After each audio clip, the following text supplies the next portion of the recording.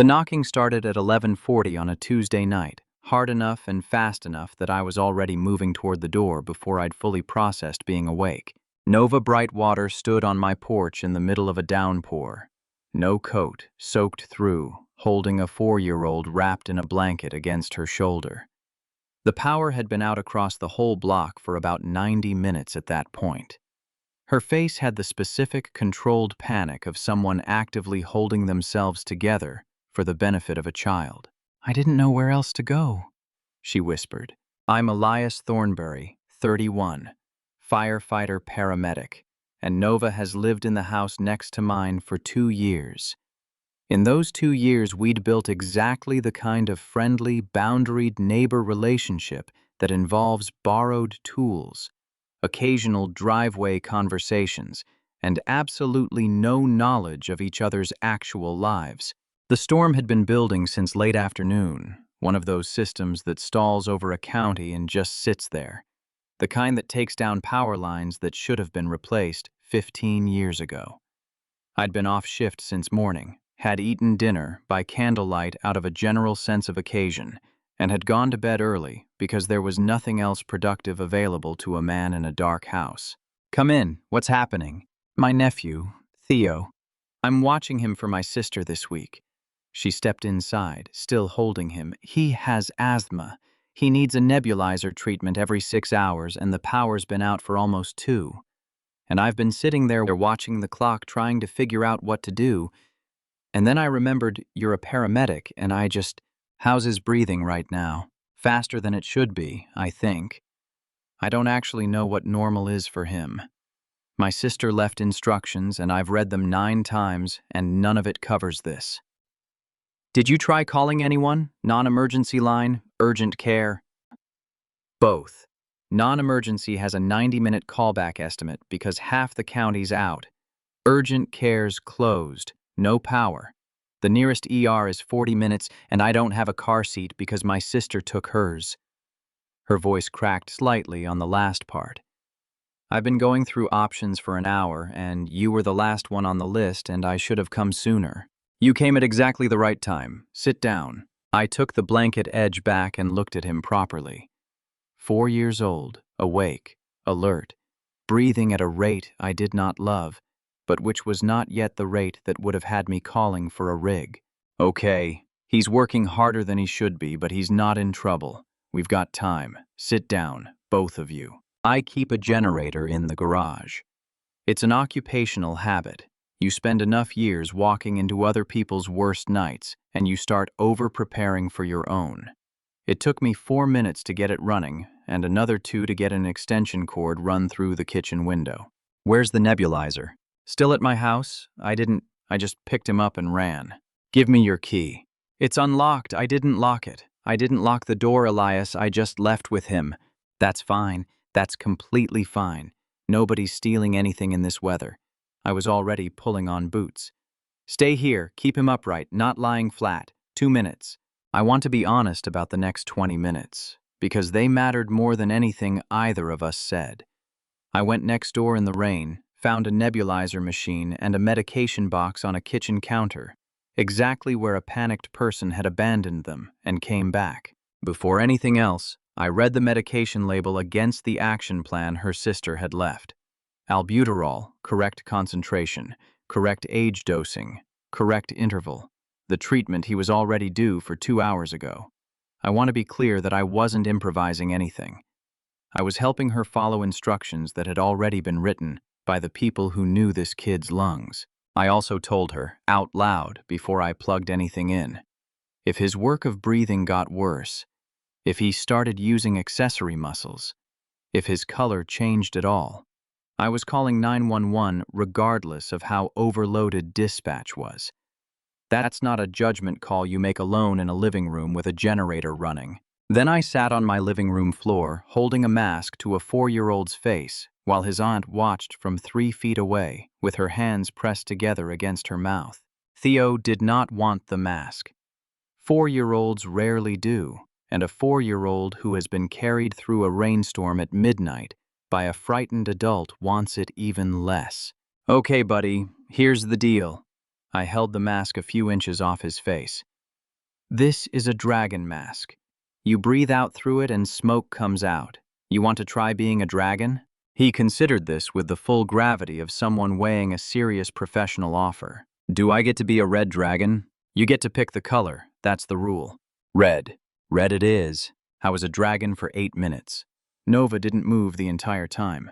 Theo's breathing evened out over about 10 minutes. By minute 15, he was complaining about the mask, which is one of the better signs available in that situation. He's fine, I told her. He's completely fine. That was the right call, bringing him here, and you weren't overreacting. She started crying then, quietly, the way people do when the adrenaline finally finds somewhere to go. I'm sorry, I don't usually do this. You held it together entirely until he was safe. That's exactly the correct order to fall apart in. I keep thinking about what would have happened if you hadn't been home.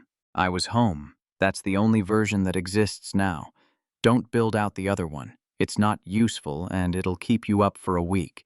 Is that professional advice? That's advice from a man who has built out the other version approximately 400 times and has never once found it helpful. Once, Theo was breathing normally and I'd watched him for a full 20 minutes to be sure it was holding. I went back through the rain and locked her front door. She hadn't asked. She'd forgotten she'd left it open at all, and I didn't tell her until much later, because it seemed like the kind of thing that would only have given her something new to feel bad about at 2 in the morning. Here's what you need to know about Nova Brightwater before anything else happens. She's 29, works in environmental policy, and had, until that night, existed in my life almost entirely as a person who waved from her driveway and once borrowed a socket wrench. 2 years of that. 2 years of noticing that she read on her porch in the evenings, that she talked to her plants, that she'd shovel my walk if she got to hers first and had energy left. 2 years of not once knocking on her door for any reason I couldn't justify out loud. I'd built a whole system around not doing that. Somewhere in the first 6 months, I'd decided a firefighter's schedule was unfair to inflict on anyone, and I'd used that conclusion to avoid every opportunity since. It sounds like consideration. It functions as cowardice, and I knew that, and I kept using it anyway. There was a moment the previous spring I'd thought about more than I should have. She'd been repainting her porch railing, badly, in an obviously wrong shade of blue, and I'd walked over to offer an opinion I hadn't been asked for. We'd argued about it for 20 minutes. She'd painted it the wrong blue anyway, entirely out of spite, and every time I pulled into my driveway for the following year, I looked at that railing and felt something I declined to examine. Theo fell asleep on my couch around 1 in the morning. Nova and I sat at my kitchen table with the generator humming outside and a camping lantern between us, both of us too wired to sleep. I've been reading his asthma action plan since Sunday, she admitted. I have it memorized, I still froze. Everyone freezes. That's not a character flaw, it's a nervous system. You didn't freeze. I've done it 1,100 times. That's the only difference between us tonight. I pushed a glass of water toward her. For what it's worth, you did the 2 things that actually mattered. You noticed something was wrong, and you got him somewhere with a plan. Most of what people think of as competence is just those 2 things, repeated. She looked at me for a moment across the lantern. I've lived next to you for 2 years and I didn't know you were a paramedic until about 90 minutes ago. I've lived next to you for 2 years and I didn't know you had a nephew. Fair. We talked until nearly 4. Not about anything significant at first. The storm, the neighborhood's ancient power grid, the indignity of a generator being the most romantic thing in either of our houses. Somewhere around 2:30 it turned into something else. She told me about her job, about a wetlands restoration project she'd spent 3 years on that had finally cleared its last permit. She described it with a level of animation I'd never once seen from her across a driveway.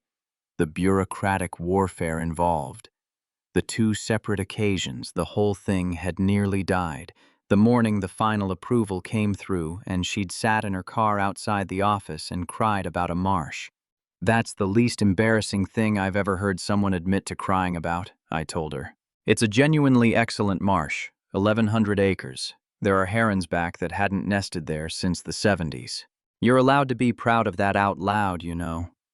To more people than just a neighbor at 2:30 in the morning. I'm working on it. I told her about the 24-hour shifts, about why I'd gone into it, about the way it wrecks your ability to make plans more than a week out. I told her about my father, who'd been a volunteer firefighter in a town of 4,000 people and had taken me on ride-alongs from the age of 9, which in retrospect was probably not entirely appropriate, but which had also set the entire course of my life. Do you love it? She asked. Most days. There are calls that stay with you, but yes, it's the only job I've ever had where I've never once wondered whether it mattered. That's rarer than you probably think. That's why I don't complain about the schedule as much as I could. Which calls stay with you? I hadn't expected the follow-up. Most people don't ask. They change the subject, out of politeness or squeamishness or a general sense that the answer might be more than they wanted. There was a house fire 2 years ago. Kid's bedroom. We got there in time. I turned my glass on the table. That one stays with me differently than the ones we don't get to in time. I still drive past that house sometimes. Do you stop? No, I just drive past. I looked up at her. That's the first time I've said that to anyone, for the record. Why me, at 4 in the morning, in a kitchen, on a Tuesday? Because you asked which ones. Nobody asks which ones. She didn't say anything for a moment, and the generator filled the silence. And Theo made a small noise on the couch that neither of us moved to check because we could both hear it was fine. That's why I've never asked you to anything, she said abruptly. Your schedule, I could never work out which days you were even home. I want to be honest about what that sentence did to me at 4 in the morning, because it mattered. You've considered asking me to something, several times. She turned the lantern slightly, which I recognized as a way of not looking at me. It doesn't matter now. Why doesn't it matter now? Because I'm leaving. Probably. There's a role in Seattle, Director of Policy for a Coastal Resilience Program. It's the thing I've been building toward for 8 years. They've been talking to me for 4 months, and I expect a formal offer within the next few weeks. The generator hummed. Theo turned over on the couch. Congratulations, I said, and meant it, and also felt something cold and unwelcome settle behind my ribs. You don't have to say that yet, nothing's official. You've been building toward it for 8 years, Nova. I'm allowed to be impressed. Most people, when I tell them, ask whether I've thought about how far away it is.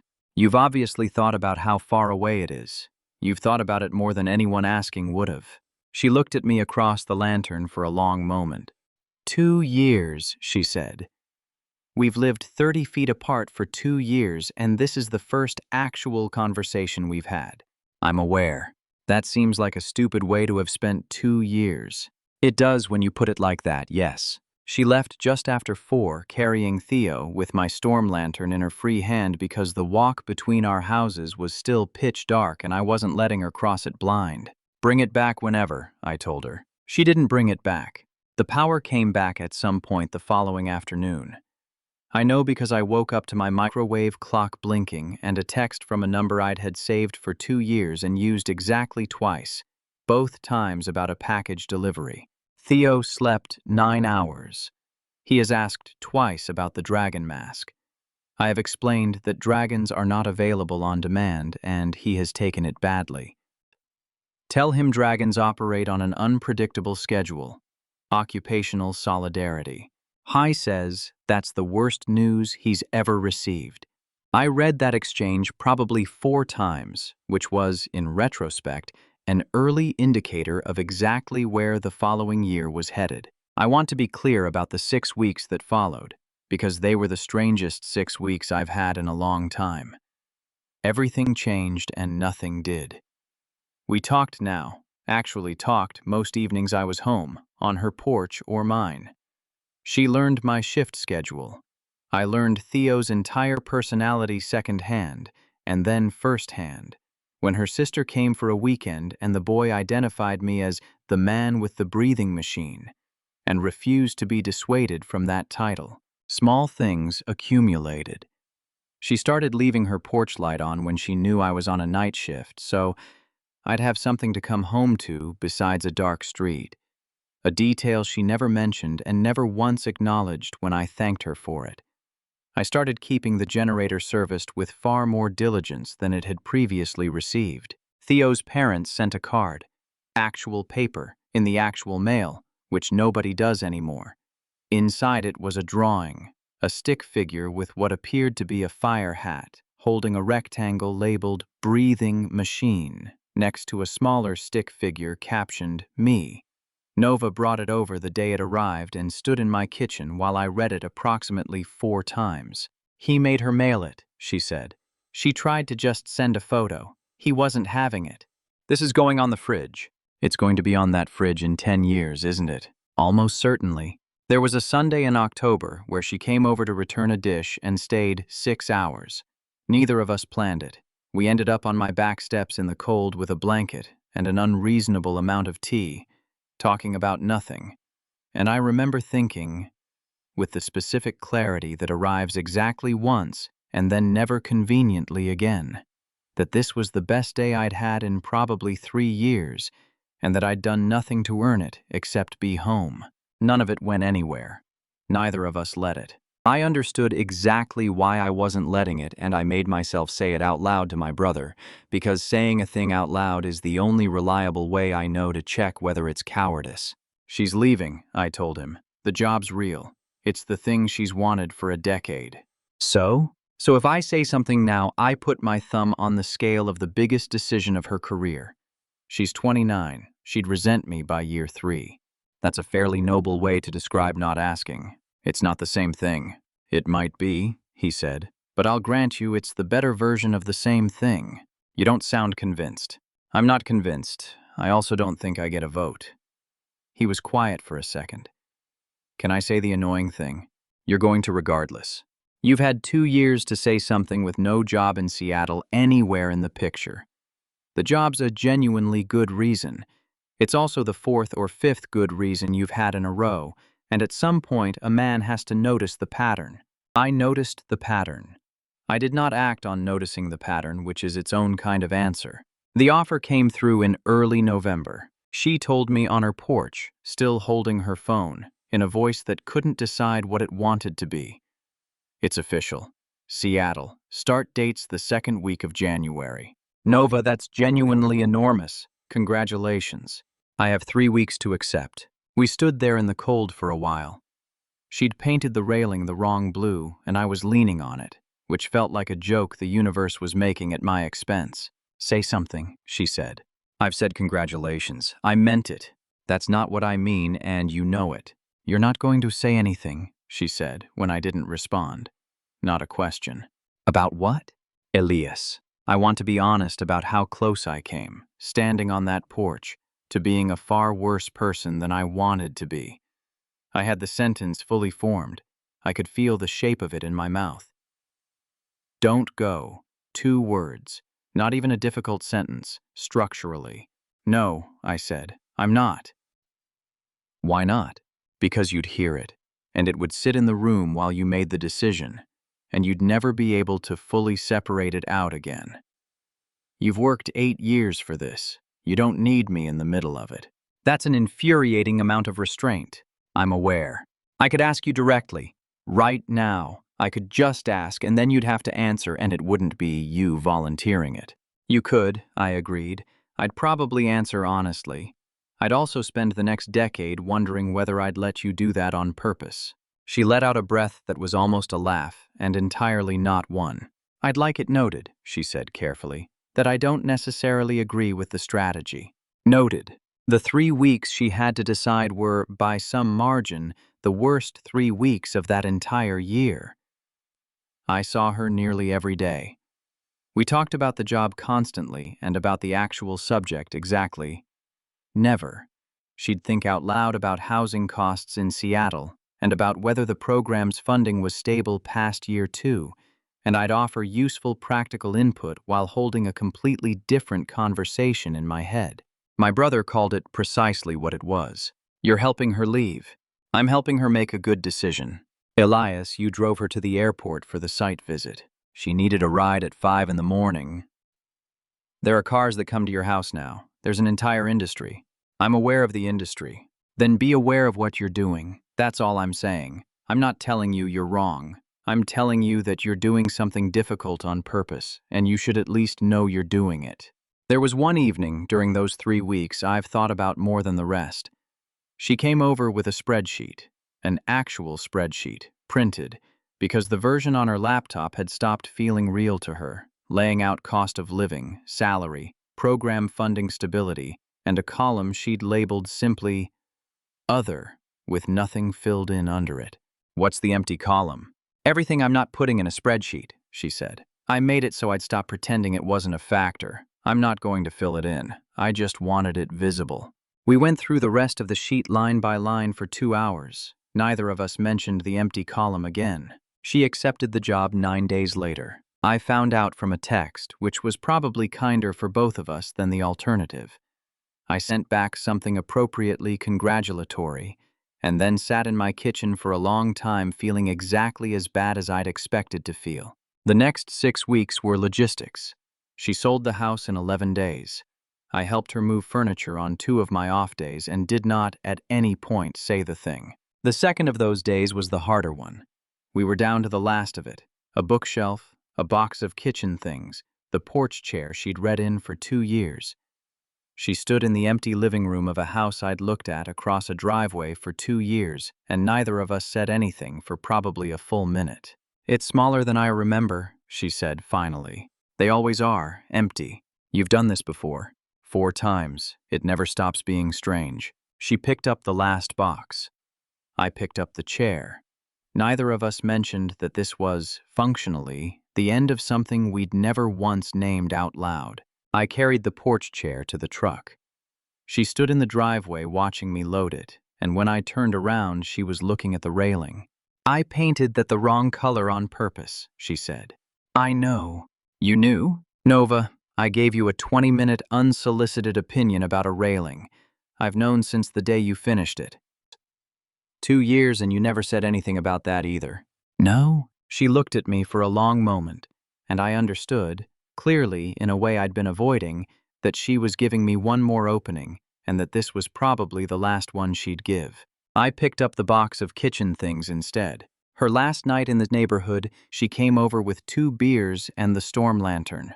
I'm returning this. You kept it 14 months. I kept it deliberately.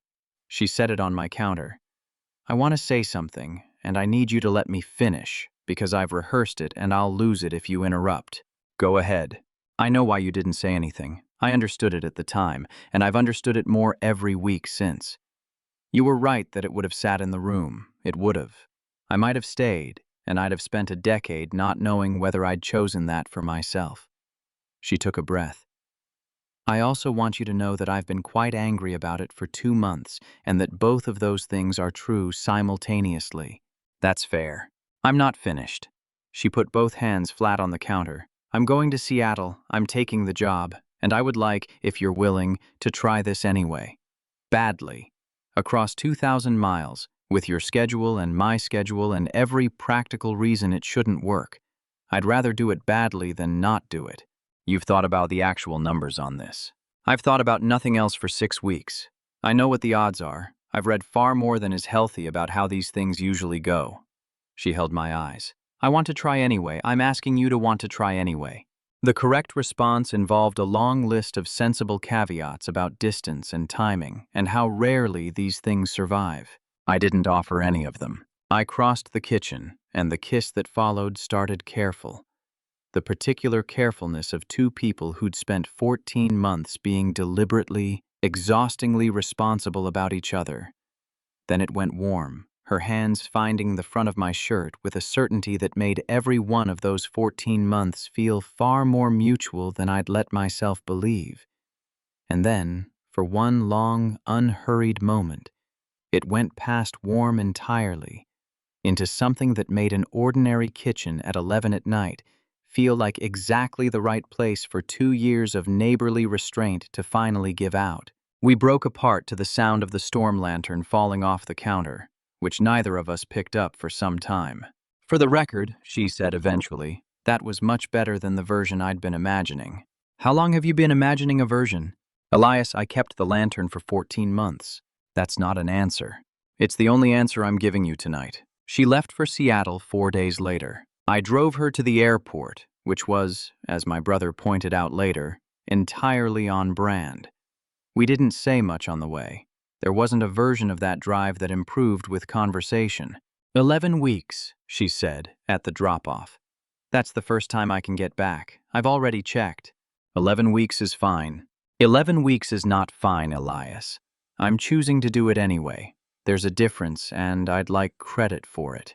Noted, comprehensively. I want to be honest about the year that followed, because it was hard in ways I hadn't fully priced in. Long distance with a firefighter's schedule is not a romantic inconvenience.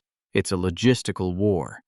My 24-hour shifts didn't align to weekends. Her new role ate her first 4 months entirely. We had a stretch in March where we didn't manage a real conversation for 11 days, and a worse stretch in June where we had a fight about nothing twice, because neither of us could say the actual thing, which was that we were both tired of being good at this. The mechanics were relentless. A shift ending at 8 in the morning. Her time meant she was already 3 hours into a workday. Her evenings landed in the middle of my sleep cycle after a night rotation. We developed an absurd system of voice memos recorded at whatever hour either of us was awake, which turned out to be far more intimate than phone calls. There's something about hearing someone describe their day knowing they weren't waiting for a response. I've started narrating my commute to you, she admitted, around month 5. I have 40 minutes on a bus and I just talk at my phone like a lunatic. The woman who sits behind me definitely thinks I'm unwell. I've listened to every one of them, twice, some of them. That's either very sweet or a real waste of your time. Both. I've made my peace with both. The visits were their own particular problem. 4 days is long enough to remember exactly what you're missing, and short enough that you spend the last of them already leaving. I flew out in February, and we spent the entire first evening being weirdly polite with each other, both of us calibrating to a person we'd been talking to daily and hadn't touched in 11 weeks. This is stupid, she said, about 2 hours in. Why are we being like this? I think we're both nervous. About what? We've spoken every day for 3 months. Speaking every day isn't the same as being in a room. Rooms are harder. She considered that. Rooms are much harder. I hadn't accounted for rooms. By day 2, it was fine. By day 4, it was excellent, which was precisely the problem, because day 4 was when I got on a plane. I don't want to be someone's project, she said during the June fight. I don't want us to be a thing we're both admirably managing. Then let's stop managing it and say the actual problem. The actual problem is that I miss you constantly and I refuse to be a woman who moved across the country for her career and then spent the whole time sad about a man. You're allowed to be both. Those aren't in competition. They feel like they are. They're not. You're doing the job brilliantly, Nova. You're just also allowed to want something else at the same time. She was quiet on the line for a while. That's the first thing anyone said about this that's actually helped. I've had 11 weeks between visits to work on the phrasing. Don't be charming right now. I'm still annoyed. Understood. I'm also going to think about that sentence for approximately 6 months, which is deeply irritating. We flew back and forth 11 times that year. She came home for Theo's 5th birthday, and he introduced me to the entire party, again, as the man with the breathing machine, which had apparently calcified into permanent title. Her sister took me aside at that party, holding a plate she wasn't eating from. I want to say thank you properly, she said, for that night. I've said it on the phone, and it wasn't adequate. I was never in real danger. I want to be clear about that. I know. She told me. Repeatedly, because I asked her 9 times. She glanced across the yard at Nova, who was mid-negotiation with several 5-year-olds about cake distribution. That's not actually what I'm thanking you for. What are you thanking me for? She called me the morning after. 6 in the morning her time, absolutely wrecked, and she talked for 40 minutes about a neighbor she'd apparently never mentioned to me once in 2 years. Her sister smiled slightly. I'd never heard her talk about anyone like that. Not once, in 29 years. That's a lot of information to hand a man at a child's birthday party. You're 2,000 miles into something difficult. I thought you could use it. In month 9, she started building the case for a distributed role. 3 years of coastal resilience work she could run from anywhere. A proposal she wrote entirely on her own and pitched twice before it landed. She didn't tell me until it was already approved. I didn't want you inside the decision, she said when I asked why. Turns out that particular philosophy is contagious. I've resented you for it and adopted it entirely. That's the most passive-aggressive compliment I've ever received. It was intended as both. I want to be clear that it was intended as both. How long did the pitch take? 4 months. They said no the first time. I rebuilt the entire proposal around retention costs and regional stakeholder access, and they said yes in 11 days on the second attempt. She paused. I want you to know I'd have made this argument regardless of you. The travel schedule was destroying me.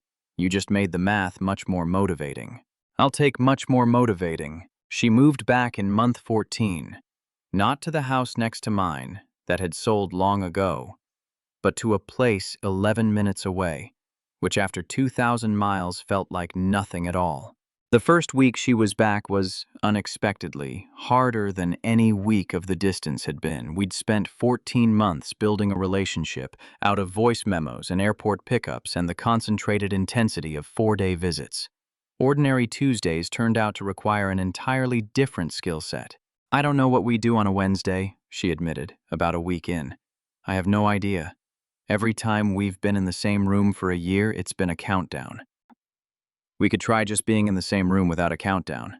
That sounds much harder than the airports. It was, for about a month. We were both, it turned out, extremely good at the dramatic version of a relationship, and much less practiced at the ordinary one. There was a stupid argument in week 3 about grocery habits. There was an evening in week 5 where we sat on the same couch and both worked and said maybe 9 words to each other, and she looked up at the end of it and said, with visible relief, "That was nice. Was that nice? I think that was nice. That was nice." Thank God. I was starting to think we only functioned in a crisis. And then it wasn't hard anymore, and neither of us could identify exactly when that changed. We got married 2 years after that, in a small ceremony where her sister gave a toast that was almost entirely about a nebulizer. I left my son with her for 6 days, she told everyone.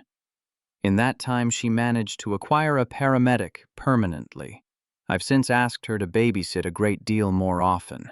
Theo, 7 by then, was extremely put out that the speech had not been about him. He recovered when it was explained to him that he was, technically, the reason the entire thing had happened, a piece of information he has since deployed at every available family gathering.